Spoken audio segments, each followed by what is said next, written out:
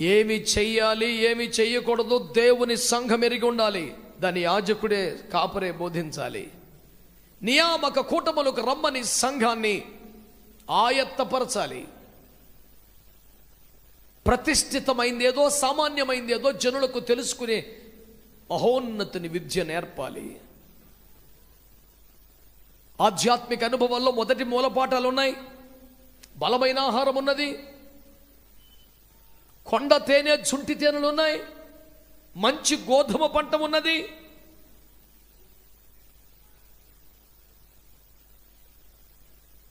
మన ఒడి నిండిన తర్వాత ఇతరుల కడుపు నింపాల్సిన బాధ్యత అనాదిగా బోధించబడుతూనే ఉన్నది.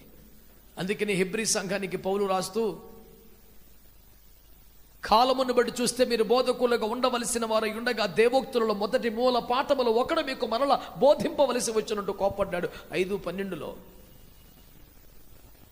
అప్పట్లో మీకు బలము చాలకపోయినదని పాలతో పెంచారు, కానీ ఇప్పటికీ అలాగే ఉన్నారు. మీరు క్రీస్తునందు ఇంకా పసిబిడ్డలే. ఇలా అయితే మీరు ఆత్మ సంబంధులు కాదు, శరీర సంబంధులు అని 1 కొరింథీ 3:1.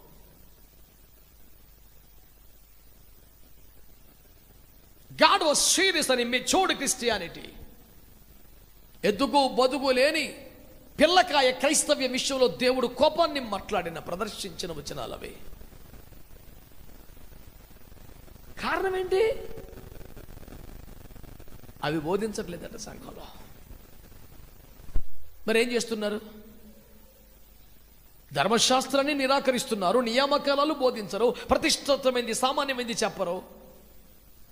మరి ఏం చేస్తున్నారు? 3 చెప్తున్నారు. వాళ్ళు వట్టి దర్శనములు కంటున్నారంట. యెహోవా తమకేమీ సెలవేయకపోయినా ఇదే యెహోవా వాక్కు అని చెబుతున్నారట. బిజీగా కనపడే ప్రయత్నంలో భాగంగా జనులు కట్టిన మంటి గోడకు గచ్చుపోతలు పూస్తున్నారంట. These are the allegations God made and pastors. ఒకవేళ అందులో మనమున్నామేమో చూసుకోవాలి ఈ పూట. మనం ఎందుకు పిలవబడ్డాం? సేవకులమైతే, సంఘ కాపురులమైతే ఏంటి మన ఉద్దేశం? మన పిలుపేంటి? దేవుని చిత్తము, దేవుని అభీష్టము, దేవుని ఇష్టాయిష్టాలు సంఘానికి బోధించాలి, కాదు నేర్పించాలి.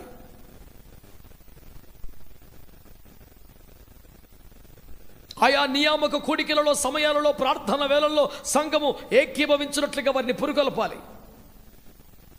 సాధారణమైన సామాన్యమైన పరలోక రాజ్య ప్రవేశానికి మాత్రమే పనికొచ్చే భక్తిని కాకుండా శ్రేష్టమైన ప్రతిష్టను గురించి వారితో మాట్లాడాలి. అత్యవసర మార్కులతో పాస్ అయ్యే రకం ఉంటాడు, స్కూల్లో ర్యాంకులు సాధించే మెరిట్ స్టూడెంట్ ఉంటాడు. ప్రభు మనల్ని ఎలా ఉండమన్నాడు? మీలో పరిగెత్తు ప్రతివాడు బహుమానం పొందినట్లుగా పరిగెత్తమని 1 కొరింథీ 9:24 ప్రభు చెప్పలేదా? అగ్ని పరీక్షకు కాలిపోయే కర్ర, గడ్డి, కొయ్యకాలతో కట్టుకోకండి, వెండి బంగారం వెలగల్లాలతో కట్టుకోండి. అగ్ని చేత పరీక్షించబడితే మీరు మరింత కాంతులు వెళ్ళాలి, బహుమానాలు పొందాలి అని చెప్పలేదా? జీతం ప్రతివాడికి వస్తుంది పొలములో చేసిన వాడికి, అని బహుమానం పొందినట్లుగా ప్రయాసపడమని చెప్పలేదా? ఇవి నేర్పాలి క్రైస్తవుడికి సంఘం, సేవకుడు. ఇంకేం చేయాలి? ప్రతిష్ఠితమైనటువంటి, సమర్పణతో కూడినటువంటి, ఉన్నత విలువలకు సంబంధించిన, అధిక మహిమకు సంబంధించిన భక్తి నేర్పాలి.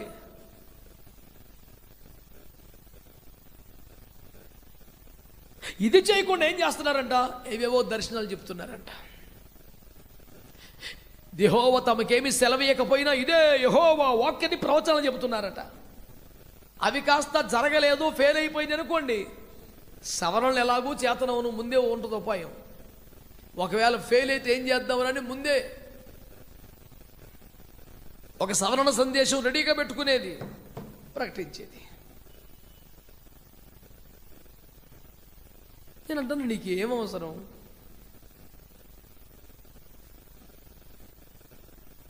ఎంతోమంది జ్యోతిష్యులు ఎన్నికల వేళ ఈ పార్టీ వస్తుందని జ్యోతిష్యం చెబుతున్నారు. పోటాపోటీలుగా లైవ్ డిబేట్స్లోకి వచ్చి సవాళ్ళు చేస్తున్నారు. నా జ్యోతిష్య పరిజ్ఞానం ప్రకారం వీరు వస్తారు, వారు రారని. దేవుని కృపలో మేమేం తక్కువ అని మన అయ్యగారులు కూడా చాలామంది యథాశక్తి గత రాత్రి దేవుడు నాతో మాట్లాడాడని, దేవుడు నాకు దర్శనం చూపెట్టాడని, దేవుడు చెప్పమని చెప్పాడని, మరి ఫలాని వారు వస్తారు ఫలాని వారు రారని. నాకంత పెద్ద పరిజ్ఞానం ఏమీ లేదు, కానీ నాకు అనిపిస్తుంది ఈ ఎలక్షన్స్ విషయంలో నీకున్నంత ఇంట్రెస్ట్ యేసు ప్రభువుకు లేదని నా ఫీలింగ్. अरे ये क्या बात है भाई, हमको क्या लेना देना इनसे, మనకేం సార్ ముచ్చట ఇందులో. వాడు వస్తాడు వీడు రాడు, వాడు పోతాడు వీడు, ఇన్ని సీట్లు వస్తాయి. అరే నీకేం దందవా ఇదంతా? ఈసారి ఈడొస్తాడు ఆడొస్తాడు కాదు, యేసుప్రభు వస్తాడని చెప్పాలి మనం. మనకి ఎందుకు సార్ ఇది? చెప్తివి అది బాయే, మళ్ళీ సవరణ సందేశం ఇస్తేవి అది కూడా బాయే.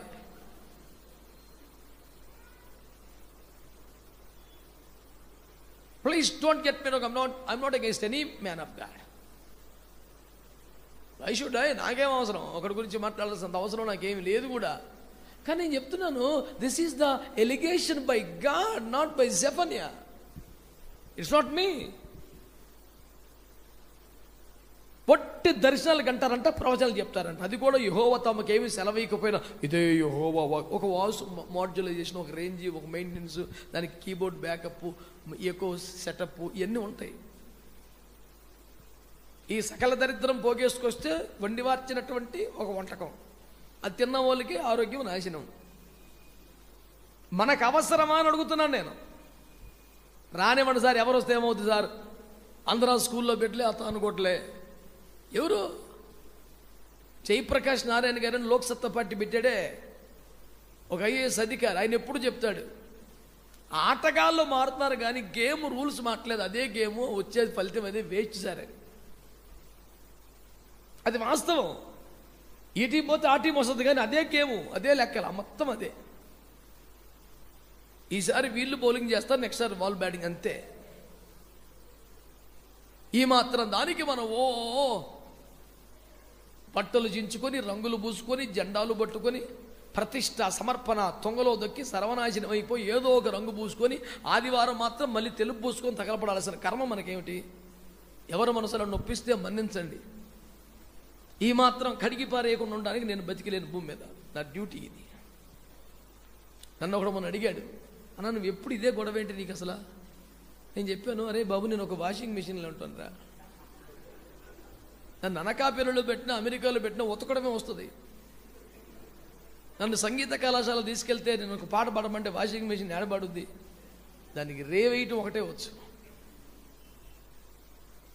షాద్ నగర్ వారు నా మీద కోప్పడతారేమో, పెద్దలు మన్నించండి. ఎందుకంటే ఇంకా మామూలుగా మాట్లాడంటే I have an emotional attachment with this city.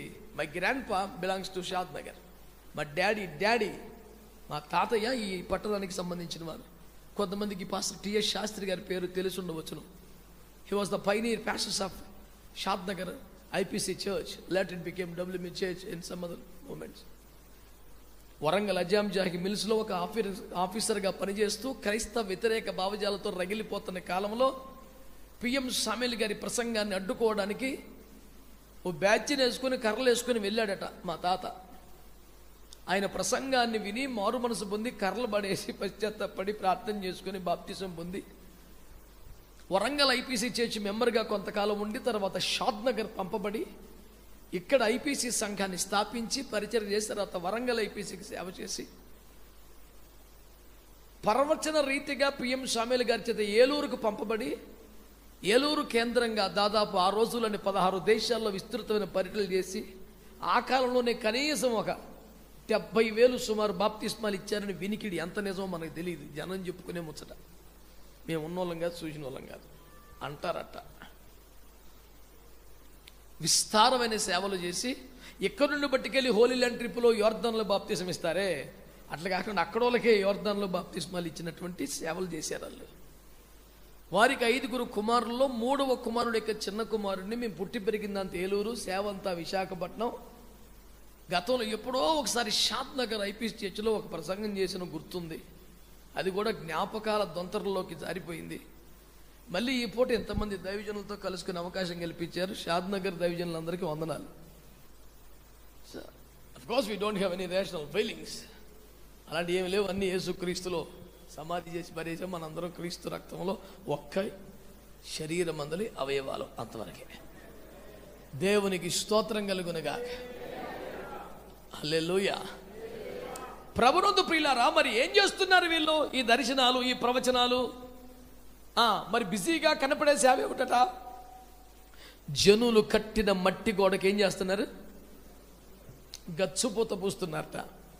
అంటే ఆ గచ్చుపూత పూసాకంటే ప్లాస్టరింగ్, మంచి క్వాలిటీ సిమెంట్ వాడి ప్లాస్టరింగ్ చేస్తున్నారు. దేనికి? నేను ఆగింది నాకు మర్చిపోయి కాదు, మీరు చెప్తారని, అలా చూస్తారని కాదు. ఉపకారం ఏముంది ఇంతమంది వచ్చి? దాన్ని తాకి చూస్తే, కొట్టి చూస్తే గచ్చుకోడే, నిజానికి లోపడేది గచ్చుకోడ కాదు, అది ఎవడో కట్టిందట. ఇప్పుడు చెప్పండి, దైవ సేవకుని దేవుడు పునాదుల మీద నుంచి కట్టుకురమని చెప్పాడా? ఎవడైనా కట్టిన దానికి అట్లాగే ప్లాస్టింగ్ చేయమని చెప్పాడా? అంతేనా? అందుకనే ఇర్మియా గ్రంథములో ప్రథమాధ్యాయములో ఇర్మియా యొక్క మినిస్ట్రీ కాలింగ్ని దేవుడు మాట్లాడుతూ ఖరీదైన పదాలు కొన్ని వాడాడు. ఆ ఖరీదైన పదాలు చెప్పనా? పెళ్ళగించుటకును, విర్రగొట్టకును, పడద్రోయుటకును, నాశనము చేయుటకును, కట్టుటకును, నాటుటకును నిన్ను పిలిచి ఉన్నాను. కట్టేది, నాటేది ఆఖరి రెండు. ఫస్ట్ 4 ఏమిటి? పెళ్ళగించుట, పడద్రోయుట, విర్రగొట్ట, నాశనం చేయుట. అసలు మన పిలుపులో ఫస్ట్ 4 డిమాలిష్, యేసు రక్తం ఏం చేయం.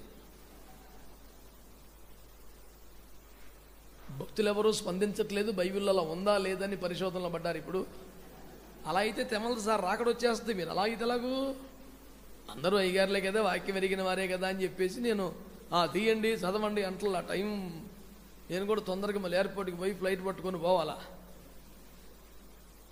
గత రాత్రి వరకు నల్గొండలో పరిచయం చేసాం. అంతకు ముందు రోజు వరకు దేవరకొండలో సభలు చేసాం. పొద్దున్న లేచి ఇటు వచ్చాం. నా ఫ్యామిలీతో కలిసి నేను బై రోడ్డు వెళ్ళిపోవాలి. చాలా సంవత్సరాల తర్వాత తీరిక చేసుకున్న ఫ్యామిలీ అంతా కలిసి ట్రావెల్ చేద్దామని అయ్యగారు అడిగేసరికి ఎక్కడ అవకాశం లేక ఈ డేట్ ఇచ్చాం. మళ్ళీ అవును ఒక్కదాన్ని అటు పంపించి నేను ఇటు వచ్చి మళ్ళీ వెళ్ళి ఫ్లైట్ వెళ్ళి ఇదంతా అయ్యగారికి వందనాలు, దేవునికి స్తోత్రం. మీ ప్రేమ గొప్పది. ఎప్పుడైనా ఫ్యామిలీ సెమినార్ పెట్టినప్పుడు వచ్చి నా సాక్ష్యం చెబుతా, ఎటు చేశాడు అయ్యగారని. ప్రియులారా, ఒక మంచి మాట మీ మనసులో పెట్టాలనేది నా భారం. ఏంటో మాట అంటే, ఈ లోకపు జనులు సాతాను చేత వాడబడి ఆచారాలతో, సాంప్రదాయాలతో, మూఢనమ్మకాలతో, అంధవిశ్వాసాలతో ఆధ్యాత్మిక జీవితాలు కట్టారు. దేవుని ఎలా చేరుకోవాలి, ప్రార్థన ఎలా చేయాలి, దేవుడికి ఇలా దండం పెట్టుకోవాలి, దేవుడికి ఇవ్వాలి,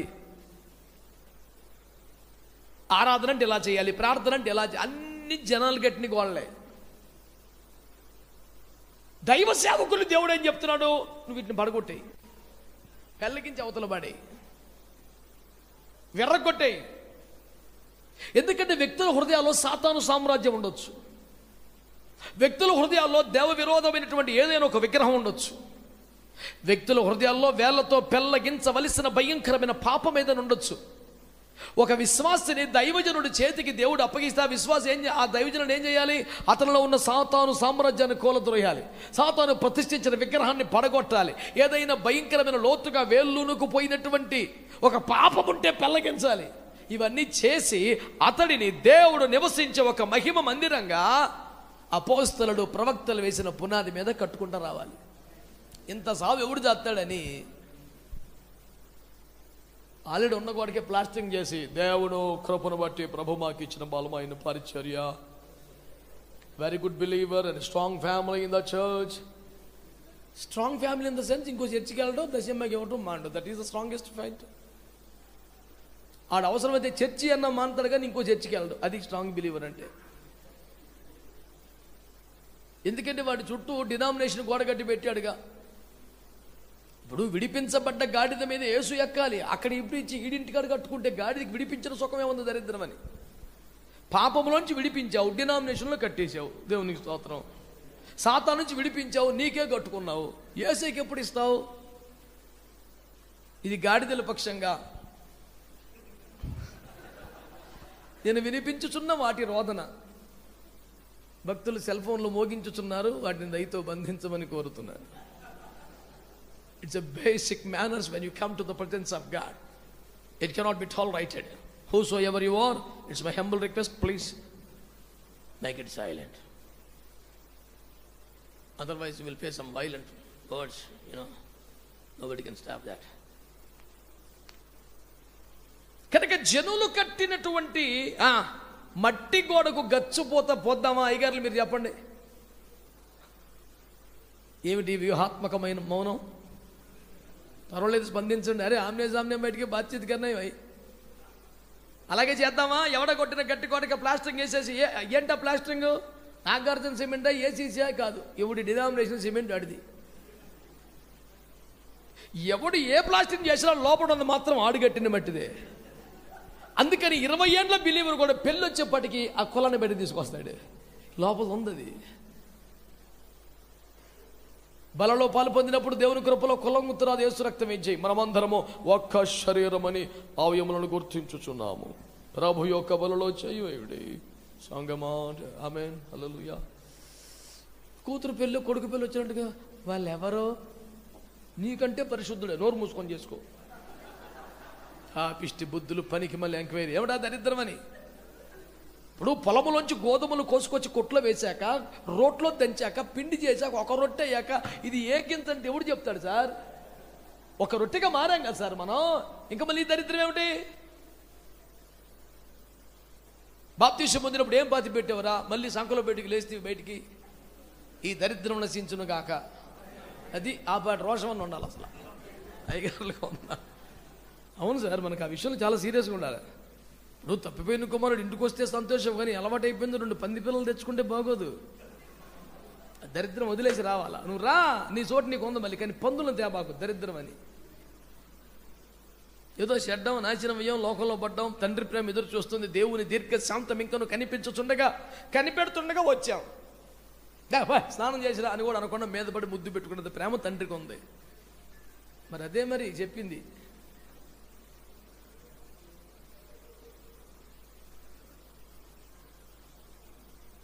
పెద్దల అనుమతితో సెల్ ఫోన్లు కానుక పడదాం సార్. ఇవన్నీ తీసుకుపోయి ఛత్తీస్గఢ్లో, జార్ఖండ్లో ఎవరు కూడా సేవకులకి ఎత్తాను. దేవునికి స్తోత్రం. నెలకు ఒక టీం మాది ఐఎఫ్జే పక్షంగా ఏదో ఒక రాష్ట్రానికి పోతూనే ఉంటాం. వాళ్ళకి తిండో, బట్టలో, మెడిసిన్లో పంపుతున్న ఈసారి సెల్ ఫోన్లు పంపుతాం.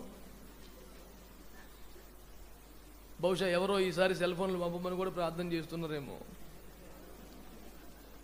అందులో ఒక ఫోన్ సమర్పించుకొనుచున్నది. Let it go to Chhattisgarh without any interruption. ఇంతకన్నా సౌమ్యంగా చెప్పలేను సార్, మన్నించండి. ప్రియులారా, మీరు ఆలకించండి మాటల్ని. ఇంకేం కనబడకూడదు కదా సార్ మన దగ్గర. అవి నాశనం అయిపోవాలా? ఒక పోలీస్ ఆఫీసర్ విశాఖపట్నంలో నా దగ్గరికి వచ్చి, పాస్టర్ గారు మా గృహప్రవేశం మీరే చేయాలన్నాడు. నా బోధ విధానం శైలి ఆఫీసర్లకు పెద్దగా రుచించదు సార్, మీరేమిటి వింతగా నా మీద పడ్డారని అడిగాను. లేదు సార్, నేను సిన్సియర్గా సీరియస్గా మీ మెసేజెస్ ఫాలో అవుతున్నాను, మీరే రావాలి. అది మీకేదో ఆచారాలు సాంప్రదాయాలు అంటారు, అవన్నీ నేను ఒప్పుకోను. లేనిపోయిన తెప్పలో అనేకుల మధ్యలో మీకు ఇబ్బంది, నాకు ఇబ్బంది, వదిలే సార్ అన్నాను. లేదు సార్, మీరు ఎలా చెప్తే అలాగే, వాక్యానుసారంగా అపోస్తల బోధ, సమస్య లేదు అసలు. ఇంకా తప్పించుకునేదానికి మీ గెస్ట్లు, ఆఫీసర్లు అందరూ ఉంటారు, వాక్యానికి సమయం ఏమరో, రిబ్బన్ కటింగ్ కోసం నేను రానులేండి, వాక్యాన్ని ప్రకటించాలని భారం నాకు ఉంది అన్నాను. 1 అవర్ సార్, మీకు ఆచారాలు లేవంటాడు, సాంప్రదాయాలు లేవంటాడు, మొక్కుబడులు లేవంటాడు, వాక్యానికి 1 అవర్ అంటాడు. ఇంక నేను నో చెప్పడానికి పాయింట్ ఏమి లేక, సరే సార్ అన్నాను. మీ అన్నీ ఒప్పుకున్నాను కానీ నాది ఒకటి అన్నాడు పోలీసు వారు. దేవునికి స్తోత్రం. ఏంటి సార్ అంటే, తెల్లవారుతో 4 గంటలకు చేయండి సార్ అన్నాడు.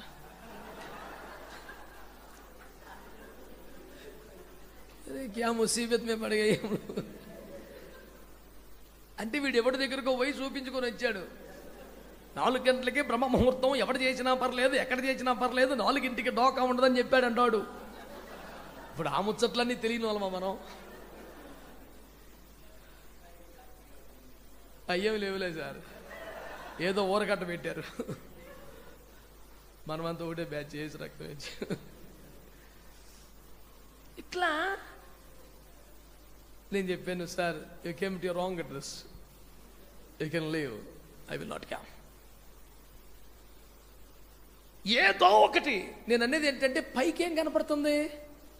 పరిశుద్ధులు, భక్తులు, విశ్వాసులు, ఎత్తబడే సంఘం, సమర్పణ కలిగిన వారు, ప్రతిష్ట, ఎన్ని ప్లాస్టరింగే, లోపల సేమ్ మట్టి కూడా. ఇప్పుడు ఎవడు కావాలా? వచ్చినట్టు ముందా సాతాను కట్టిన వాటిని కూల్చేసి మరలా ఆది అపోస్తుల బోధన పునాది మీద, అపోస్తుల ప్రవక్తలు వేసిన పునాది మీద ఒక్కొక్క ఇటుకుని పేర్చుకుంటూ కట్టుకునే ఓపుకున్నోడు కావాలి. ఎట చెప్తే ఐగర్లే ఉంటారు. వచ్చిన వాళ్ళందరినీ కోల కొడతా ఉంటే ఇంకో చర్చికి పోతారు. మా చర్చి వీక్ అయిపోద్ది, నీ బోధ చాలా డేంజరస్ ఉందన్నాడు ఒక పాస్టర్ గారు. నువ్వు 10,000 మంది సంఘ కాపరి కలిగి 10 మందిని పరలోకం తీసుకెళ్తే నీ ర్యాంక్ ఎంత?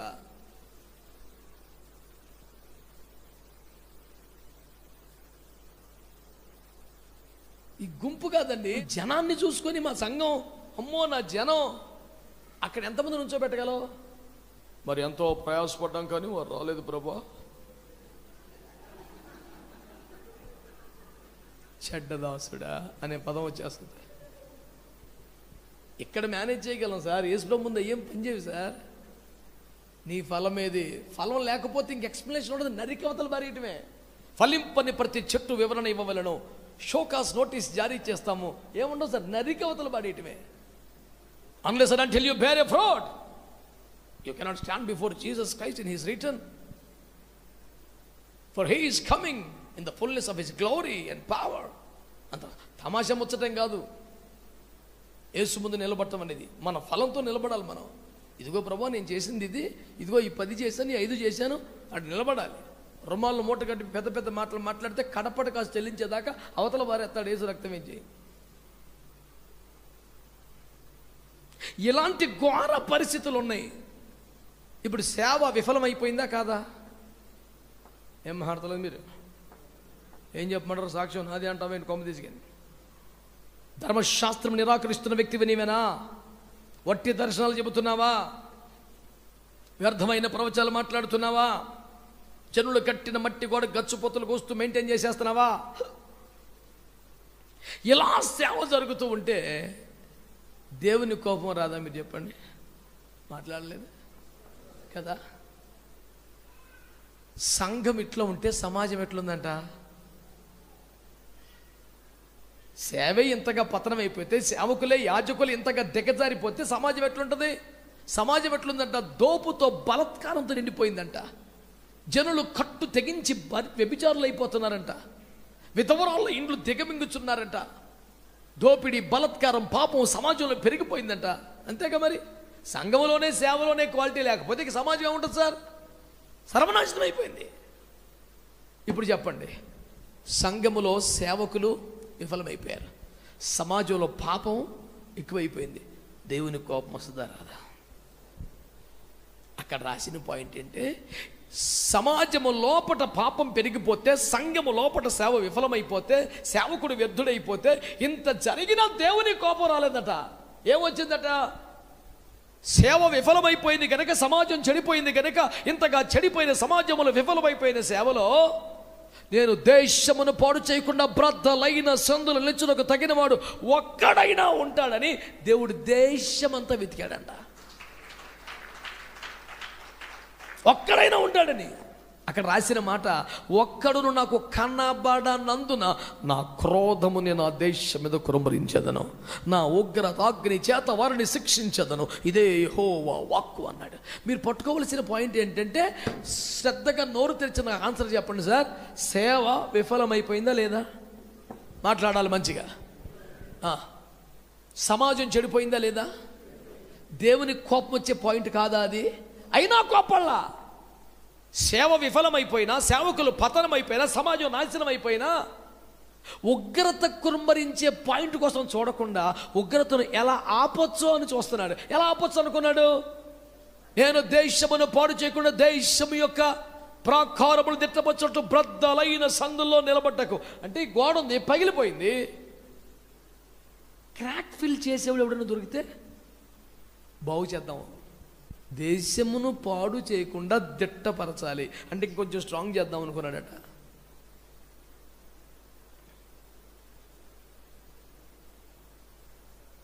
ఎవడు దొరికితే, ఒక స్పాన్సర్ దొరికితే కాదు, ఒక టాలెంటెడ్ దొరికితే కాదు, ఒక మంచి అనర్గళంగా మాట్లాడగలిగిన ప్రసంగికుడు దొరికితే కాదు, ఇట్లా ప్రవచనాలు చెప్పేవాడు, దర్శనాలు చెప్పేవాడు కాదు. ఎవడు కావాలి ఆయనకి? బ్రద్దలైన సందులో నిలబడే వాళ్ళు కావాలి. గోడ పగిలిపోయింది, గ్యాప్ వచ్చింది, ఆ గోడలో ఆ గ్యాప్లో నిలబడేవాడు కావాలి, ఆ క్రాక్ ఫిల్లింగ్ చేసేవాడు కావాలి. ఇప్పుడు పగిలిపోయిన గోడలో నువ్వు ఇంత రాళ్ళు కానీ ఐరన్ కానీ సిమెంట్ కానీ పెట్టి దాన్ని ఫిల్ చేసేస్తావు కదా. ఫిల్ చేసిన తర్వాత మళ్ళీ సిమెంట్ పెట్టి వాల్ పుట్టి పెట్టి పెయింట్లు వేసిన తర్వాత అసలు ఎక్కడ పగులుందో మనకు అర్థం కాదు.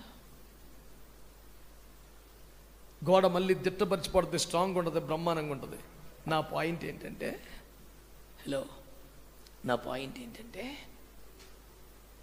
గోడ మళ్ళీ యథాపూర్వ స్థితికి ఎలా వచ్చింది? ఆ పగుళ్ళలోనికి, బ్రద్దలైన సందులోనికి వెళ్ళిన చిన్న చిన్న రాళ్ళు, చిన్న చిన్న ఐరన్ పీసెస్, సిమెంట్, ఇసుక, వాటి వల్ల అది స్ట్రాంగ్ అయింది. అది ఉపయోగించిన మనకు తెలుసు, కానీ గోడ చూసేవాడికి అందులో ఉన్న మనం పెట్టిన రాళ్ళు, ఐరన్ ముక్కలు కనబడతాయా? కనబడవు. గనుక ఆ మినిస్ట్రీకి గుర్తింపు లేదు. ఇట్లా స్టేజీ మీద కనపడేదైతే, వాల్ పోస్ట్లో కనపడేది ఎవరికైనా ఇంట్రెస్ట్ అండి. క్రాక్ ఫీల్ చేయాలంటే ఎవరికి ఇంట్రెస్ట్? బ్రద్దలైన సందులు ఎవరికి కావాలి? ప్రఖ్యాత, సుప్రసిద్ధ, ఇలాంటి పదాలు ఉంటే రక్త విజయం. It sounds beautiful, you know. Hallelujah. yes, I deserve all those words, you know. From 20 long years I'm in the ministry, visited many nations. ఎక్కడికి వెళ్ళినా ప్లాస్టరింగ్ చేసేది. జనులు కట్టిన మట్టి గోడకు గచ్చపోత పూసుకోవటమే అలవాటు అయిపోయింది. అదే తాపి వేసుకొని తిరగటమే భూమి మీద. నీ చేతుల నిజానికి గుణపం ఉండాలి, పోలుగుండాలి. దుష్టుడు కట్టిన గోడలను, సాతాను సామ్రాజ్యాన్ని, విగ్రహ ప్రపంచాన్ని, విశ్వాసుల హృదయాల్లో కొలువైపోయినటువంటి డబ్బు, బంధం, ఆశలు, కోరికలు, విగ్రహాలని వేళ్లతో పెలగించే ఓ పదులైన పన్నుబుట్టి నీ దగ్గర ఉండాలి. దాన్ని పడగొట్టి ఆది అపోస్తలుల బోధన పునాది మీద ఒక్కొక్క ఇటుక మళ్ళీ పేర్చి కట్టుకురావాలి. ఒక్కొక్కడిని ఇంత యాతన పడలేక, కులాలను మర్చిపోమని, మతాలను వదిలేయమని, ఆచారాలు మానమని, విగ్రహం తీసేయమని, లౌకిక ఆత్మలు తీసేవేయమని, వాక్యానుసారంగా బతకమని, ఉపదేశంలోకి రమ్మని చెబితే సంఘములో జనం దగ్గుతారు. జనం తగ్గితే చందా తగ్గితే, చందా తగ్గితే మన మెయింటెనెన్స్ తగ్గుద్ది. సావంతి ఎందుకు వచ్చిందని ఆ గోడ అట్టాగే వచ్చి కొట్టో ప్లాస్టరింగ్. విశ్వాసులు కూడా వాళ్ళే కావాలి. ఈ పాస్టర్ గారు ఎక్కడ దొరికాడు? మా ప్రాణానికి పతిదే తప్పు అంటాడు. బొత్తిగా మేము అలాంటి వాళ్ళకి కనబడుతున్నామా నీకు? పర్వాలేదు, మేము కూడా కొత్త గొప్ప భక్తి కలిగిన వాళ్ళమే, చేసేవాళ్ళమే. నువ్వు మమ్మల్ని ఏం మార్చేయక్కర్లేదు. ఈ ఫలంగా ప్లాస్టరింగ్ చేయగలిగితే చేయలేను. ఆడే సమర్పించుకుంటున్నాడు ప్లాస్టరింగ్కి. రోగి కోరింది, వైద్యుడు ఇచ్చింది ఒకటే అయింది. యేసు రక్తమే జయం. వైద్యం సులువైపోయింది, రోగం ముదిరిపోయింది, సావు తొందరగా వచ్చింది.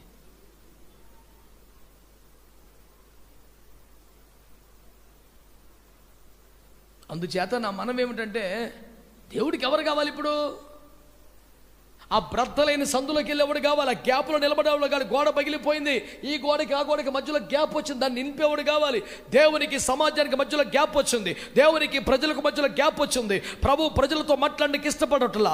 దేవుని ముఖం వారికి కనబడటం వల్ల అయ్యో వారి పాపములు ఘోరంగా మారిపోయినాయి, మీరు చేతులెత్తిన నేను చూడలేకపోతున్నాను, మీరు మొరపెట్టినా వినలేకపోతున్నాను, నా సన్నిధికి రమ్మన్నవాడెవడో, నిబంధన మీ నోట్తో మాట్లాడే అర్హత మీకు లేదు, మీరు తొలగిపోండి, మీ పాటలు వినిపించొద్దు, మీ వాయిద్యాలు నాకొద్దు, అసలు మీ ప్రార్థన నాకొద్దు, అసలు మీరే రావద్దు అని ప్రభు మాట్లాడుతున్నాడు. దేవునికి ప్రజలకు మధ్య గ్యాప్ వచ్చింది.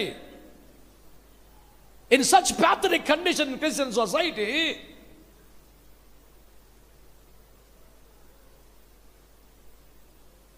కావలసిన ప్రసంగికులు, గాయకులు, కళాకారులు కాదు, బ్రద్దలైన సందులో నిలుచుటకు తగిన దైవజనుడు కావాలి. అవునను ఆమెనను అనొచ్చు కదా. ఎక్కువగా మౌనంగా ఉండడానికి ఎందుకు ఇష్టపడుతున్నారు? వాక్యానికి అడ్డం పడి పిచ్చి పిచ్చిగా మాట్లాడితే ఎంత ఇబ్బందిగా ఉంటుందో, అవసరానికి కూడా మాట్లాడకపోతే అట్టగా ఉంటుంది. స్పందన లేకుండా ఏముంటండి దేవునికి స్తోత్రం. పోన్లే, బ్రద్దలైన సందులో నిలబడేవాడు కావాలండి. నువ్వు నిలబడితే గోడ పడిపోకుండా ఆగుద్ది. ఆమేనండి.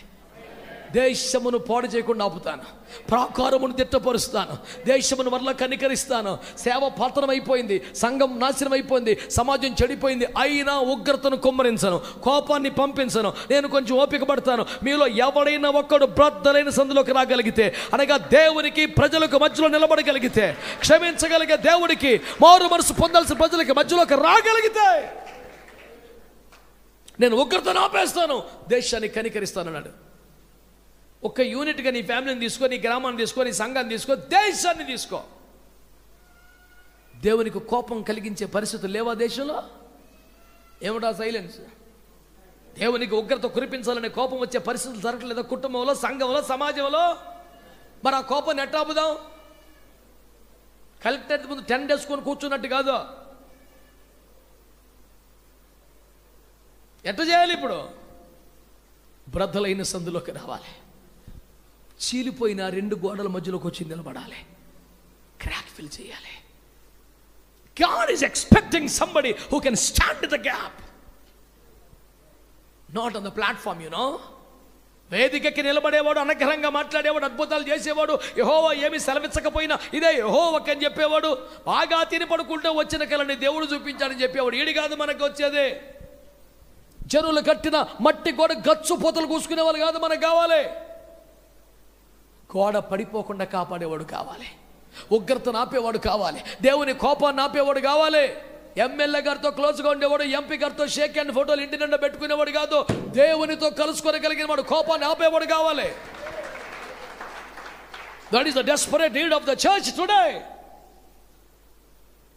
The church is expecting somebody to stand in the gap in order to stop the wrath of God. ఆడు కావాలి. కానీ మొన్న ఒక పాస్టర్ గారి ఇంటికి వెళ్ళి, I'm sorry to say that, ఇట్లా మొత్తం గోల్డ్ నిండా ఫోటో ఫ్రేములు కట్టించుని, ఎవరు ఎంపీటీసీ మెంబర్ కానించి ఎంపీ దాకా ఉన్నాయి ఫోటోలు, అందరితో దిగిన ఫోటోలు ఉన్నాయి.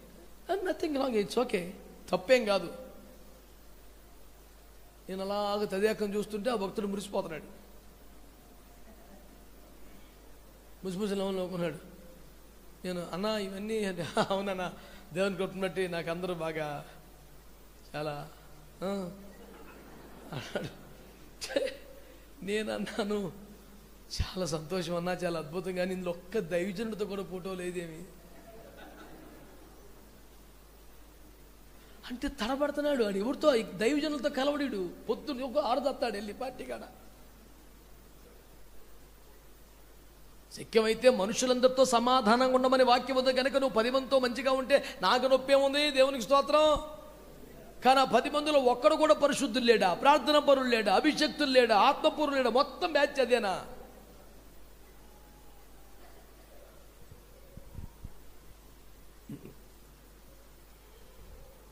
అసలు నీ డిపార్ట్మెంట్ ఏంది, నీ బ్యాచ్ ఎవరు, నీ గత ఏంది అసలు? నేటి ఇస్కరియోతు కాదు, ఉండేదేమో యేసు ప్రభు దగ్గర, డిజిగ్నేషన్ ఏమో one of the apostles, you know. Responsibilities, you know, I carry the cash all the time, you know. Even Jesus will give every single part to me. I'm at most a trustworthy man. Trustworthy a pada, he was interested man in that. నీకు ఆ సంచంటే interest కానీ case నీకు ఇచ్చేసాడు అంతే. He was feeling that I am the most trustworthy man because that's why Jesus gave me the cash bag. నువ్వు అదే సూపల్లా దాని మీద జత్న కనుక అడిగి ఎత్తే పోవాలని ఇచ్చేసాడు. అర్ధరాత్రి 12 గంటలకు లేచి బల్లలో చేయి పెట్టినోడు వెళ్ళిపోయి అన్నా కైపాన్ని కలిసాడు. 12 ఆడు కొంపకి ఎందుకు వెళ్ళాలి సార్? వీడు క్లోజ్ బాగా ఆళ్ళే ఉండేది ఎక్కడ, తినేది యేసు ప్రభు తిండి, మెయింటైన్ చేసేది ఈయన క్యాష్, వీడి లింకులన్నీ అక్కడ ఉన్నాయి.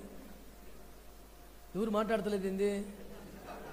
ఉంటారు సార్, వాడు ఆడు ఈడు సేమ్.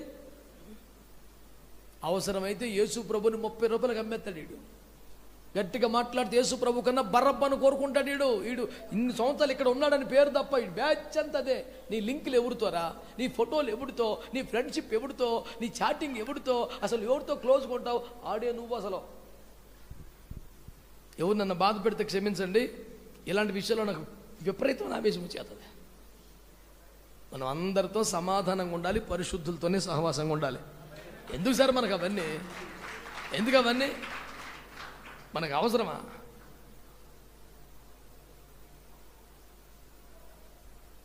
మా డాడీ చెప్పేవారు,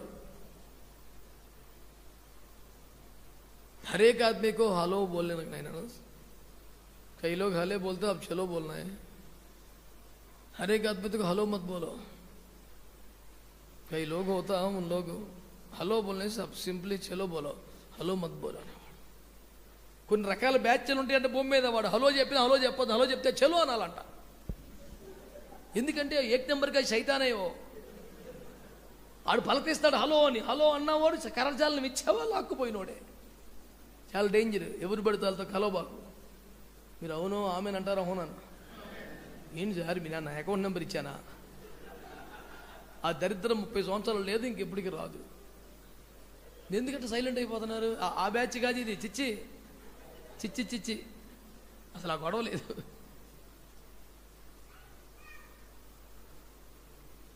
పాయింట్ ఏంటి? దేవుని కోపం ఆపాలి, అది కావలసినోడు.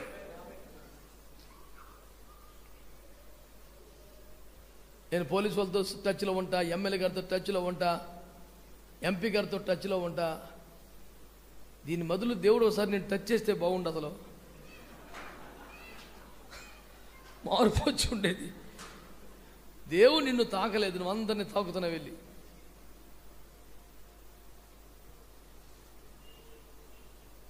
ఆయన వారిని మరలా తాకి అని ఉంది. ఈయన ఎప్పుడు తాకుతాడు అనేది నా ప్రార్థన.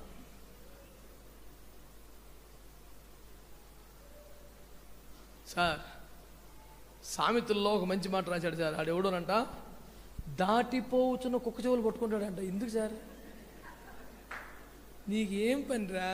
ఆడెవడో పోటీ చేస్తాడు, ఎవడో గెలుస్తాడు, ఎవడో ఓడిపోతాడు, నీకెందుకు నాన్న? దాని గురించి రాత్రి అంతా ప్రార్థన చేశాడంటే ఈసారి ఎవడొస్తాడు ప్రభు అని.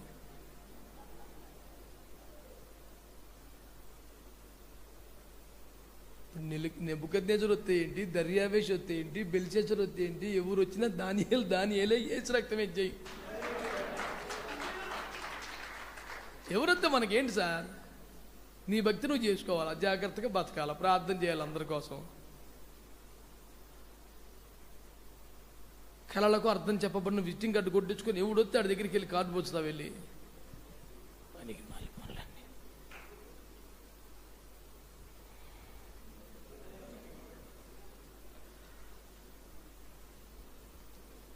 మనకి ఎవరు కావాలి ఇప్పుడు?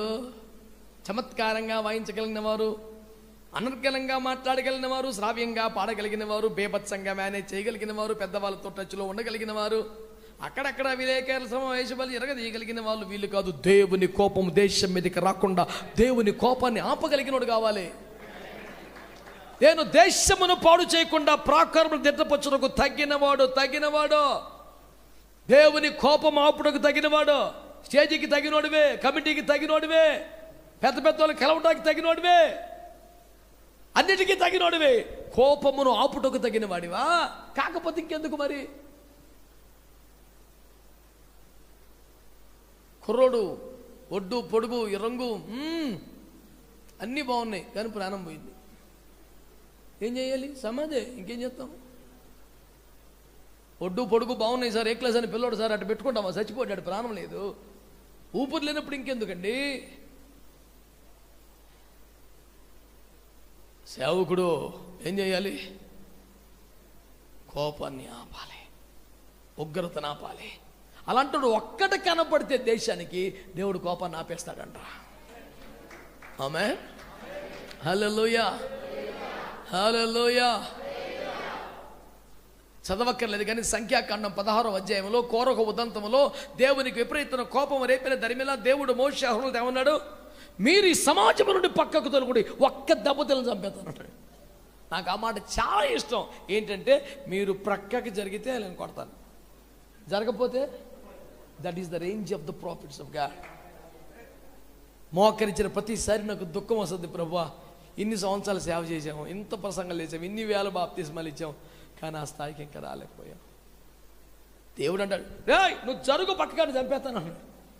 మనోడు ఏమన్నాడు, ప్లీజ్ అయ్యా, అయ్యా వద్దయ్యా, అయ్యా అయ్యా అయ్యా అయ్యి ఒక్కసారికి అయ్యా, నేను చెప్తాను, నీ మాటగా నేను చెప్తానుగా, నేను సెట్ చేస్తాను, ఈ ఒక్కరోజు కాగు, నువ్వు పతాక అడ్డం పట్ట కాదు, నువ్వు జరుగు, వాళ్ళ సంగతి చెప్తాను అన్నాడు దేవుడు. ఈ ఒక్కసారి కూరుకోయ్యా, నీ దండం పెడతాను. ఇట్ట కాదరా అని యేసుప్రభు మనోడికి ఆఫర్ పెట్టాడు. ఎవరికి? మోషేకి. ఇదిగో నీది లేవి గోత్రంగా, లేవీలకి స్వాస్థ్యం ఉండదుగా వాగ్దాన దేశంలో, నీకు సూది మనం మోపే జాగా రాదు, ఎందుకో తిప్పలు పడుతున్నావు, వీళ్ళని చంపేద్దాం, అప్పుడు నీ కడుపును పుట్టిన బిడ్డలకే దేశం మొత్తం ఇచ్చేస్తానన్నాడు. Hallelujah, what an offer this is Jesus Christ. I love you, my Jesus. What a God you are. Pure and upright and holy. Hallelujah. నువ్వు న్యాయకర్తవని, ప్రేమమూర్తివని నేను ఎరుగుదును ప్రభువా. ఆమేన్. అలాగే కానిమ్ము. దేశాన్ని సూది మనము మోపే జాగా లేని చోట మొత్తం దేశమే ఫ్యామిలీకి ఇస్తానంటే ఎవడైనా కాదంటాడు సార్. ఒక్క మోషే అన్నాడు. ఒక్క సెకండ్ కూడా ఆలోచించకుండా, వద్దు ప్రభా నాకు వద్దన్నాడు. ఏందిరా దేశం నీకు నీ పిల్లలకే వద్దు, అసలు ఈ పాయింట్ ఏంది చెప్పు నాకు అన్నాడు యేసు ప్రభు. ఏముంది ప్రభా, వాళ్ళ దేవుడు వారిని ఐగుప్తులోంచి విమోచించినప్పటికీ వాగ్దాన దేశమునకు చేర్చలేకపోయాడు అంటారు, నవ్వుతారు జనం. నీకు మహిమ రాదు, నీకు మహిమ రానప్పుడు నాకు ఆ స్వాస్థ్యం వద్దు బాబు అని. ఈ రోషంలో దశంభాగం ఉన్న సన్న చోడైతే డబ్బులు తెచ్చుకోడు, ఆడి దగ్గర ఇడి దగ్గర. ఐఎమ్ సారీ, ఏం సిగ్గుమల్లి పని దైవజనుడికి చెయ్యి. మాకు అనుకూలంగా పని చేయమని డబ్బులు అయితే తెచ్చుకుంటావా, నాకు ఓటేయమని డబ్బులు అయితే తెచ్చుకుంటావా? అది రాజ్యాంగానికే విరోధం అయితే, చట్టానికే పాపం అయితే దేవుడికి ఇంకెంత గౌరవం నాన్న. దేవుడే వాగ్దాన దేశం ఇస్తానంటే కూడా మోషే ఏమన్నాడు సార్, అయ్యా నీకు మహిమ రానప్పుడు నాకు ఆ స్వాస్థ్యం ఎందుకయ్యా, వద్దులయ్యా అన్నాడు. దేవుడు ఎంతో మురిసిపోయాడు సార్. బా ఏమి క్వాలిటీ, ఎంత ఆనందపడిపోతాడు. దేవునికి మహిమ రానప్పుడు నాకేం వరం వద్దో, ఏ స్వాస్థ్యం వద్దో, ఎంత దమ్ము ఉండాలి సార్. తీసుకోవటానికి క్వాలిటీ ఏముందండి, వద్దంటే దమ్ము సరిపోవాలా?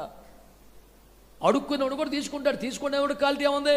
నేను దేవుని కృపలో మేము ఎన్నో పొందుకున్నామండి, ఒకప్పుడు గుడిసండి, ఇప్పుడు డాబండి, ఒకప్పుడు సైకిల్ అండి, ఇప్పుడు కారుని పొందుకుంటాంలో ఏముంది నా క్వాలిటీ? అమాయకంగా మాట్లాడుకో. వద్దంటే దమ్ముది. అబ్రాం వద్దన్నాడు, మోషే వద్దన్నాడు, ఎలీషా వద్దన్నాడు, ఏలియా అక్కర్లేదన్నాడు, దానియేలు తీసుకెళ్ళవా అన్నాడు. వాళ్ళు దమ్మున్న వాళ్ళు. ఎక్కడికి వెళ్తే అక్కడ పెద్ద సంచి పట్టుకెళ్ళిపోయి, మరి మొన్న ఒకడు వెళ్ళాడు అమెరికా, మనకి ఎక్కడికి వెళ్ళినా మన బ్యాచ్ ఉంటుంది కదా, అది వీడియో తీసి మరీ పెట్టాను. అక్కడ ఏం చెప్తున్నాడు తెలుసా, my wife is sick please help. చేజీ మీద అమెరికాలో ఎక్లెసన్ గుళ్ళో వాక్యం చెప్పనిస్తే, my wife is sick please help. గుడ్డ పరిచాడికి అంతే, రోడ్డు మీద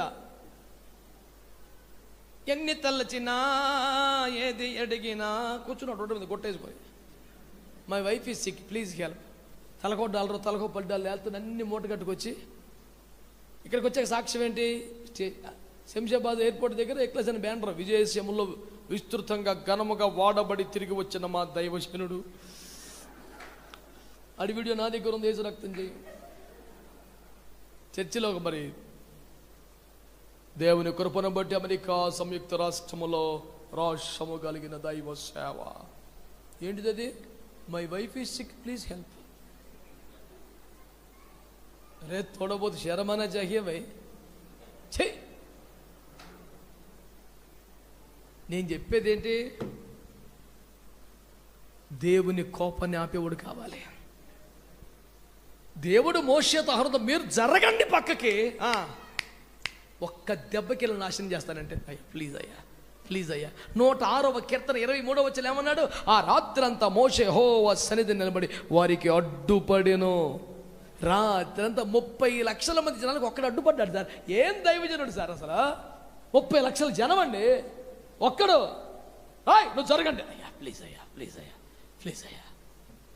నువ్వు జరుగు ప్రతి దానికి అడ్డం వచ్చేస్తాను. నువ్వు నాకు ఈ ప్రవర్తన నచ్చదో, ఈ విధానం నచ్చదో, వీళ్ళు ఒక్క దెబ్బకు తీసేస్తాను. అదిలేయ్యా, నువ్వే కావాలని రక్షించుకున్నావు, నువ్వేగా మోసి తెచ్చావు. అటు చేస్తే అట్ట. ఇప్పుడు నువ్వు కాకపోతే ఎవరి దగ్గర ఉన్నారు? ఇంకెక్కడికి వెళ్తాం మేము? సరే నేను చెప్తానుగా, వాళ్ళకి బుద్ధి నేను చెప్పుకుంటాను. ముందు ఎట్ట చేసి ఉగ్రత పడినట్లా మనిషి మురిసిపోయి దేవుడు దావీదుకు బయలుపరిస్తే దావీదు రాస్తాడు, మోషే వారికి అడ్డుపడిను. దావీదుకి అడ్డు తెలిసి ఉన్నాడప్పుడు, దావీదుకి ఎవరు చెప్పారు? పరిశుద్ధాత్మని జ్ఞాపకాల్లో నిలిచిపోయిన ఒక మంచి మాట, నా సేవకుడు ఆ రోజు నా ఉగ్రతకు అడ్డుపడ్డాడు, ప్రజలు ఆపాడు. 90 కీర్తనలో మోషే చేసిన ప్రార్థన తెలుసుగా, ఎవడు చచ్చిపోయిన చదువుతాం అదే కీర్తన.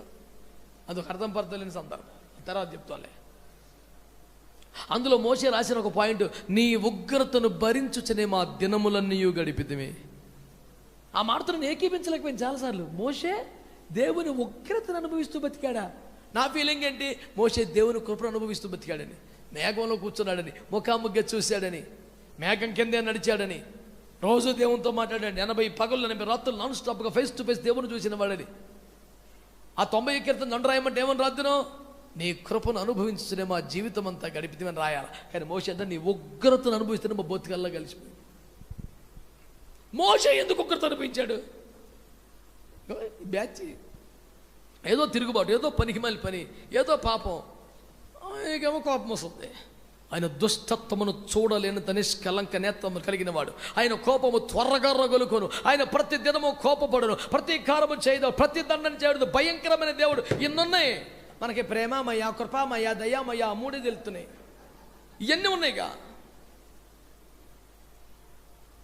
ప్రతిసారి తగ్గించొక్కడిగా రావటం, మనోడు ఎదురెళ్ళటం, అయ్యా ప్లీజ్ అయ్యా, ప్లీజ్ అయ్యా, ప్లీజ్ అయ్యా, తెలియదు, కుడి ఎడమలు తెలియదు, నేను మాట్లాడతాను, నేను ప్రతిరోజు ఎవడో ఒకడు పనికి మళ్ళీ పని చేయటం, ఆయన దహించక్కగా రావటం, మనోడు అడ్డం వెళ్ళటం. అందుకనే జీవితపు చివరి దినాల్లో రాసిన కీర్తన అది. 120 ఏండ్ల వయసులో రాసిన కీర్తన. అయ్యా నీ ఉగ్రతను భరించుచునే మా రోజులు గడిచిపోయినాయి. రోజు నీ కోపాన్ని ఎదుర్కొన్నాను, రోజు నీ క్రోధాన్ని ఎదుర్కొన్నాను. నా ముఖం చూసి నువ్వు కోపాన్ని ఆపావు, ఉగ్రతను ఆపావు. చాలా థ్యాంక్స్ అయ్యా. ఎవరు కావాలి నాన్న దేవునికి? వేదికల మీద ప్రదర్శనగా సేవను మార్చేసిన వాళ్ళు కాదు, సేవ పేరు మీద రకరకాల కార్యక్రమాలు నిర్వహించే వాళ్ళు కాదు. దేవుని సముఖం నిలబడి దేవుని ప్రజల మీదకి, దేశము మీదకి, పౌరుల మీదకి దేవుని కోపం రాకుండా, దేవుని ఉగ్రత రాకుండా అడ్డుపడగలిగిన ఒక మోషే లాంటి విజ్ఞాపన వీరుడు, ప్రార్థన యోధుడు నేటి దేశానికి, తరానికి కావాలి. దేవుని కోపాన్ని ఆపేవాడు కావాలి. సరిగ్గా ఆ అవసరం కోసం ప్రయాసపడుతున్నది ఐఎఫ్జే విజ్ఞాపన ఉద్యమం. మనం చేస్తున్నాను. కమిటీలు లేవు, సభ్యత్వాలు లేవు, సందాలు లేవు, గొడవ లేదు, గోత్రం లేదు, ఏమి లేవు. మోకరించి ప్రార్థన చేసి దేవుని కోపాన్ని కట్టుబడయ్యా, మా దేశం మీద ఉగ్రత రానివ్వద్దు, మా పట్టణాన్ని కాపాడండి అయ్యా, మా ప్రజల్లోనికి నీ కృపను పంపండి. ఉగ్రతనొద్దు, నేను సువార్త చెప్తాను, సాక్ష్యం చెప్తాను.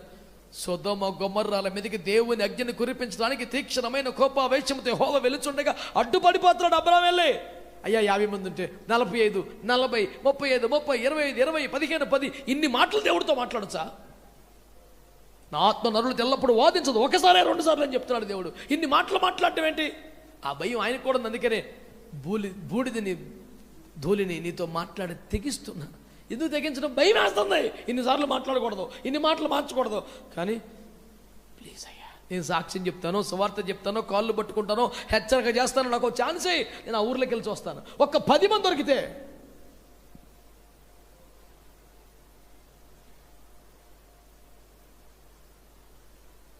మార్పు నందవా మానవా?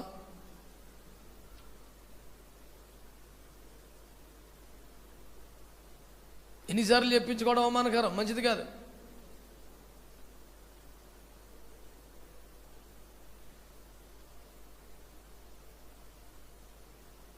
ఈ రోజున దేవుని వాక్యాన్ని సీరియస్గా తీసుకుందాం. ఎవరు కావాలి?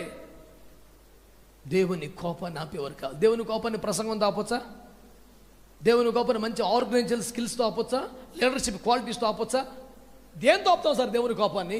కేవలం విజ్ఞాపన ప్రార్థన, కన్నీటి ప్రార్థనతో మాత్రమే దేవుని కోపాన్ని ఆపగలం.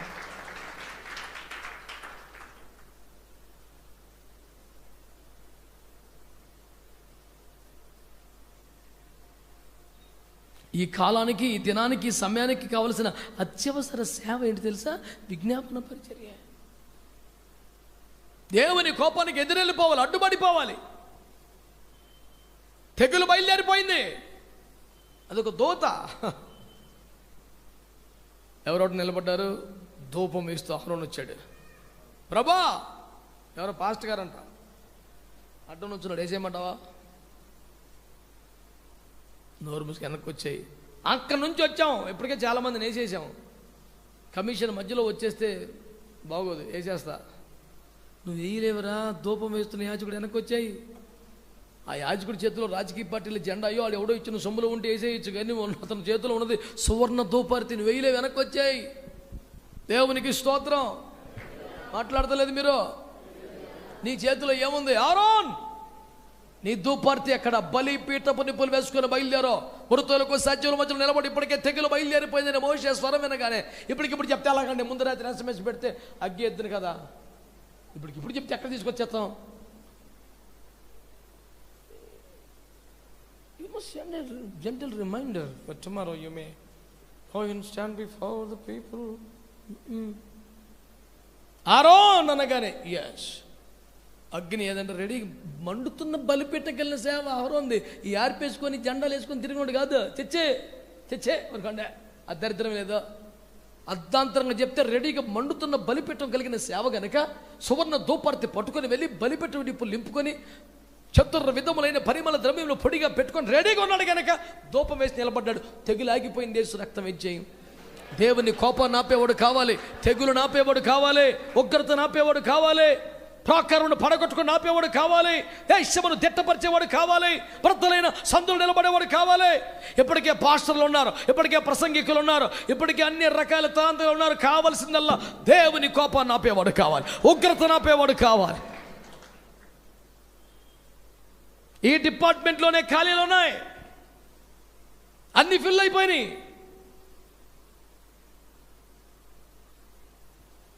ఒకప్పుడు ఫుల్ టైం పాస్టర్లు తక్కువగా ఉండేవాళ్ళు. ఇప్పుడు ఫుల్ టైం సింగర్లు, full time keyboard, full time pads, full time tabla, అన్ని ఫుల్ టైమే. ఫుల్ టైం ప్రేయర్ వారియర్ ఎవడు లేడు. గిటార్ కొట్టాడు ఫుల్ టైమే, తబలా కొట్టాడు ఫుల్ టైం, అన్ని ఫుల్ టైమే. పార్ట్ టైం ఒకటి ప్రార్థనే. రోగం వస్తే, తెగులు వస్తే, తిప్పలు వస్తే కాసేపు ఏడవటమే. But when you remember the Samuel the prophet in Bible, అతని ఫుల్ టైం జాబ్ ఏంటండి? He was the man to pray all the time. ఒక్క సౌలు పతనం అయిపోతే అతని స్థానం అతని కంటే మెరుగైన వాడితో భర్తీ చేయబడే వరకు సంవత్సరాల కొద్ది ఏడుస్తున్నాడు మోకాల మీద పడి. దేవుడేక చాలే నాన్న, వాడికంటే మంచిని సెలెక్ట్ చేశాడు అంటే అప్పుడు లెగిశాడు. సంవత్సరాలు గడిచిపోతున్నాయి, మరలా సౌలును దర్శింప వెళ్ళలేదు, కానీ సౌలు కొరకు ప్రార్థించడం అనలేదు. ఒక్కడి పతనం అయిపోతే అంత ఏడిపోయితే చర్చల నుంచి ఎంతమంది వెళ్ళిపోయారు, ఎంతమంది చల్లారిపోయారు, ఎంతమంది పతనం అయిపోయారు, సేవకులు అమ్ముడిపోయారు. నీ గుడ్డె పగలొద్దా, రోదన రావద్దా, భారం రావద్దా, కన్నీరు లేదా, దేవుని కోపానికి అడ్డుపడే సేవ చెయ్యొద్దా నీవు?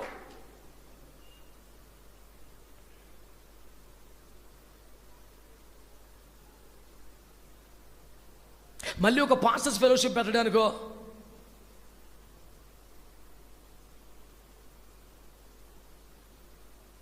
మళ్ళీ ఒక గ్రూప్ కట్టడానికో ఐఎఫ్జే లేదని మీకు మనవి చేస్తున్నాను. అన్ని సంఘాలతో, అందరి దైవజనులతో కలిసి దేవుని కోపాన్ని ఆపటానికి, ఉగ్రతను ఆపడానికి, తెగులు ఆపడానికి, మీ పట్టణంలో మీతో కలిసి ప్రార్థన చేయడానికి ఆసక్తిగా ఉన్నాం తప్ప ఇంకొక పని ఏమీ లేదు, ఇంకొక పదవి ఉండదని మీకు మనవి చేస్తున్నాను. ఈ దేవుడు మనకేం తక్కువ చేశారు? మనకు సంఘాలు లేవా? మనకి ఏం పరిచయం లేదా? ఇంకొక పోస్ట్ కావాలి? ఏం దరిద్రం సార్ ఇదంతా. ఎవడన్నా మీటింగ్ పిలిస్తే మాకేమి ఇస్తావు? అప్పుడు నేనంట, నువ్వు ఇట్టున్నావా? ఏమి ఇచ్చేస్తారు? నువ్వు ఇట్టున్నావు అసలు? ఫస్ట్ నీ చెయ్యట్లేదా? చెయ్యి. కడుపులో ఆకలేస్తున్న పిల్లలకి అన్నం పెట్టుకున్న స్తోమత లేకపోయినా 12 మంది పిల్లల్ని వేసుకొని 70 మంది బ్యాచ్ని వేసుకొని ఐగుప్తుకు వచ్చాడు యాకోబు. తిండికి గతి లేక, పిల్లల్ని పోషించుకోలేక వలస వచ్చాడు. అయ్యా నీ కాల్ముక్త 12 మంది పిల్లలు 70 మంది బ్యాచ్ ఆకలి చచ్చిపోతున్నారు పిల్లలు. ఏదో పంచన పడుంటాం, దయచూపండి బాబు, కాదనకండి అయ్యా. ఇంత మహా సస్యశ్యామలకు సర్వసమృద్ధి దేశానికి 70 మంది భారమా, నీ కాళ్ళు మొక్తానయ్యా అనాలి యాకోబు అసలు. కానీ యాకోబు తెచ్చి దర్జాగా టీవీకి నుంచుంటే ఫరో తల వంచి దండం పెడితే యాకోబు చేతులెత్తి ఫరోను దీవించెను. డబ్బులుండి కాదా, ఎవరికా క్వాలిటీ ఉండి ఏసు రక్తం ఏం చేయం. యాకోబు జోబు నుండి పైసలు ఉన్నాయా, కొడుకు అన్నం పెట్టుకుంటా చిన్నోడు బెంజమిన్ గారు ఏడుతుంటే తిండి పెడతలేదు. అక్కడ డబ్బులు లేవు, ఆస్తులు లేవు, భూములు లేవు, పొలాలు లేవు, సర్టిఫికెట్లు లేవు, ఉన్నదల్లా ఒకటే కడుపులో ఆకలి కేకలు వినబడుతున్న చేతులెత్తి ప్రజలను రాజులను దీవించగలిగిన ఒక అభిషేకం యాకోబు దగ్గర ఉంది.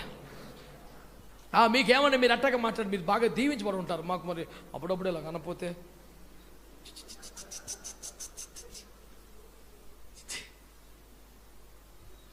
కడుపులో తిండి లేపని చెయ్యట్టగా ఉండాలి, ఎట్టు ఉండకూడదు.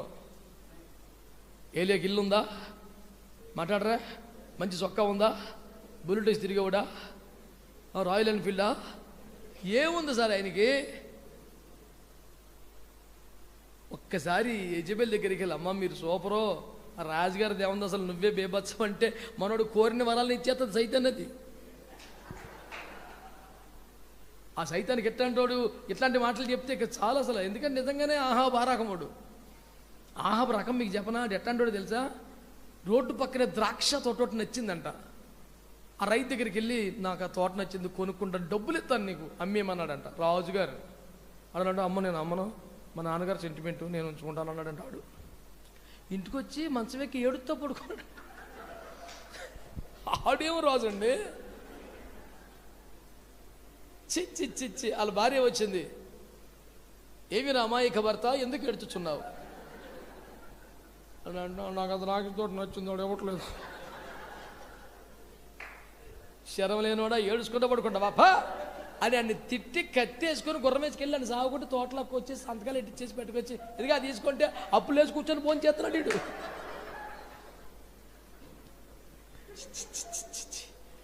అట్లాంటి సైతాను కదా అది. ఆ యజబెల్ దగ్గరికి వెళ్ళి అమ్మా అసలు నువ్వు బేబొచ్చం అమ్మా, ఆడదేమంది అసలు నువ్వు అసలు బేబొచ్చం, నా ప్రార్థన సపోర్ట్ నీకే అన్నాడు అనుకో, పక్కన కుర్చీ వేస్తుంది రాజు పక్కన. తప్పు విగ్రహారాధన బయలు పాపం, యెహోవా నిజమైన దేవుడు పిచ్చేశాలు అయిపోకంటాడు. ఏలియా పేరు చెప్తా కోపం వచ్చేస్తుంది. అంత పవర్ఫుల్ వ్యక్తుల్ని కొంచెం ఒక వాగ్దానం చదివి నిశ్చయమికి యెహోవా నీకు తోడుగా ఉన్నాడు, రాబోయే 5 ఏళ్ల కాలం నీది ఎట్లాంటి చెప్తే రక్తం ఇచ్చి కవర్ల మీద కవర్లో. డబ్బులుండి ఇల్లు లేదానికి, డబ్బులు లేవండి, తిండి లేదు, ఏదో అడవిలో తిని బతుకుతున్నాడు. కొంతకాలం కాకి పెట్టింది, కొంతకాలం విధరాలు పెట్టి కరిమేలు కొండకి ఎవడు లేడు, డొక్కలు ఎండిపోతున్నాయి, అయినా సరే చెయ్యట్లేదు. మీరు దీవించబడ్డారేమో, మాటలు దీవించబట్టం కాదు, అట్ట బతకాలంతే. అది మీరేమనరేంటి ఆలోచించుకోండి. రేపు ఇంటికి వెళ్ళి ఆమె చెప్తారా, ఊరుకోండి. క్వాలిటీ ఉండాలి ఇక్కడ మనకి. ఆమె ఏం కావాలి సార్ మనకి, సర్టిఫికెట్లా, గుర్తింపా, దేవుడు మనకేం తక్కువ చేయలేదు సార్, చాలు ఉన్నాయి చాలు. ఇప్పుడు కావాలంటే తెలుసా, దేశం మీదకి దేవుని కోపం దిగి రాకుండా, పాపాన్ని బట్టి, వ్యభిచారాన్ని బట్టి, విగ్రహారాధన బట్టి, దేవత్వాన్ని బట్టి, విశృంఖలమైన బరి తెగించిన పాపాలను బట్టి దేవుని కోపము రాకుండా అడ్డుపడగలిగిన విజ్ఞాపన యోధుడు ఒకడు కావాలి. అహరోను వంటి వాడు కావాలి, మోషే వంటి వాడు కావాలి, సమూయేలు వంటి వాడు కావాలి, కోపాన్ని ఆపేవాడు కావాలి.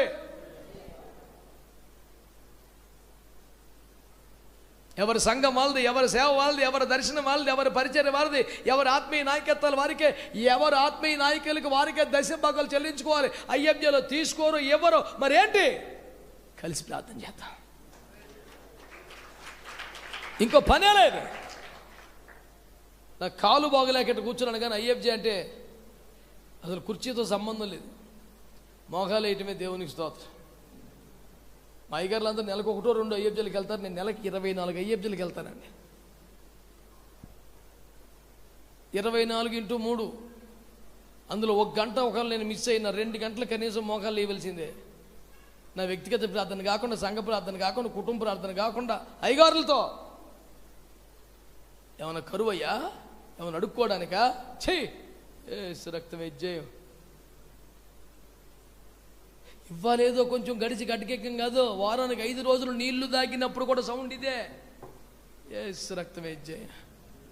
అప్పట్లోనే నన్ను పెద్ద పెద్ద అయ్యగారులు బోల్డ్ మంది, ఒరే నీకు ఎందుకు రా, నువ్వు వచ్చేరా, నీకు నెలకి ఎంతకని చూస్తాం, చిన్న వయసులో సేవకు వచ్చి తిప్పలు పడుతున్నావు, నువ్వు రారా అని పెద్ద పెద్ద అయ్యగారులు బోల్డ్ మంది. ఒక సంతకం పెట్టరా, 94లో నన్ను పిలిచారు, నెలకు 500 ఇస్తాం రారా అని. 94లో 500 అంటే పర్లేదు. 96వ సంవత్సరంలో బెంజమిన్ సిమ్ కొమ్మానపల్లి గారు, నేను పనిచేస్తున్న బుట్టాయిగూడెంకి వచ్చి ఎర్నెస్ట్ గారితో మాట్లాడి 50 మంది పిల్లలతో హోమ్ పెట్టిస్తానని గంట భజనాడు. ఒరే నీకు తెలిసి అది చెప్పింది తినరా, పిల్లగాక నీకేం తెలిసిరా, ఆల్మోస్ట్గా అంటే లేదనుకుని నాకు దర్శనం కాబట్టి ఇదేమన్నా పాపం చేయమని చెప్తున్నా, బుద్ధి లేనుడా, చెప్పింది తినరా. 50 చిల్డ్రన్తో నీకు హోమ్ పెట్టిస్తాను రా, శుభ్రంగా బతుకురా. 96 అంటే 20 సంవత్సరాలు, ఓ చర్చి, హోము, 50 మంది పిల్లలు, యేసు రక్తం విజయం, ఇండియా మొత్తం ఎట్టున్నా మధ్యప్రదేశ్కి డోకా ఉండదు. అలాంటి ఛాన్స్ నేను వద్దన్నందుకు ఆయన ఏమన్నారు తెలిసినా, మీరు పేరు కూడా చెప్తున్నాను, ఏం ఇందులో మర్మం లేదు. చెప్పి చెప్పి బతివాళ్ళు, రే అందరు నన్ను బతివలాడతారు, నేను నిన్ను బతివలాడు, నీకు బుర్ర పని చేస్తున్నారా అని తిట్టి చివరికి ఏమన్నారు తెలుసా, ఒప్పుకోకపోతే దరిద్రుని ఎప్పుడు బాగు చేయలేడు, అదృష్టవంతుని ఎప్పుడు పాలు చేయలేడు, సావు వెళ్ళిపోయాడు. తర్వాత విశాఖపట్నం వెళ్ళిన తర్వాత సుబ్బలక్ష్మి కళ్యాణ మండపం గ్రౌండ్స్లో ఒక సభ పెట్టారు. అరే మన అంకుల్ సభ కదని నేను వెళ్ళా, గ్రౌండ్లో నన్ను చూశాడు, లైన్లో కూర్చొని రే రా అన్నాడు. వెళ్ళా, చేతులు కట్టుకున్నా, ఇక్కడేంటారు నువ్వు అన్నాడు. దేవుడికి దర్శనం చూపించాను. సర్లే ఇప్పటికైనా వచ్చావు కదా, అరకులో మన మినిస్ట్రీ ఉంది, చాలా బ్రాంచ్ చర్చలు ఉన్నాయి, మొత్తం నీకు అప్పగిస్తే జాగ్రత్త చేసుకో అన్నాడు. అది కాదు అంకుల్ అంటే, నువ్వు బాగుపడరే.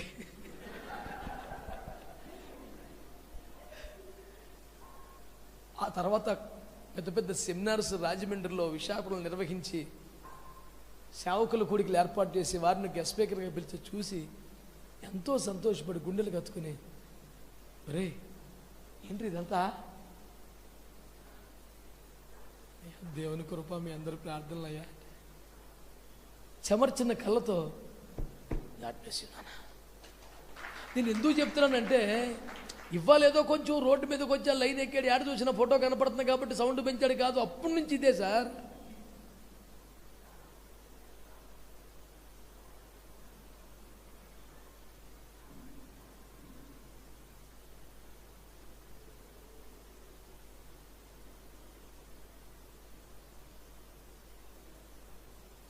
నవంబర్లో ఫెయిత్ అండ్ లైఫ్ సెమినార్ పెట్టి సికింద్రాబాద్ ఇంపీరియల్ గార్డెన్స్లో అసలు ఉత్తరాంధ్ర ఇన్ఛార్జి మొత్తం ఇదే, నువ్వు మొత్తం ₹1,00,000 నువ్వే పంచాలరా అన్నాడు. అంకుల్ నాకు వద్దు అంకుల్, నేను ఇక్కడ స్టేజ్ నుంచి పాటలు పాడతాను, డ్రమ్ములు కొడతాను కదా, నాకు ఈ యుద్ధయ్యా.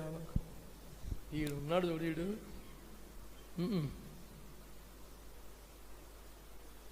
మీకు ఎందుకు చెప్తున్నాను ఇదంతా అంటే, ఏదో గడిసి గడ్డకెక్కిన సౌండ్ కాదు ఇది, గడవన్నప్పుడు కూడా ఇదే సౌండు. అది నేను చెప్పేది. ఎవరు కావాలి దేవుడికి? మాట్లాడతలా టాలెంటెడా?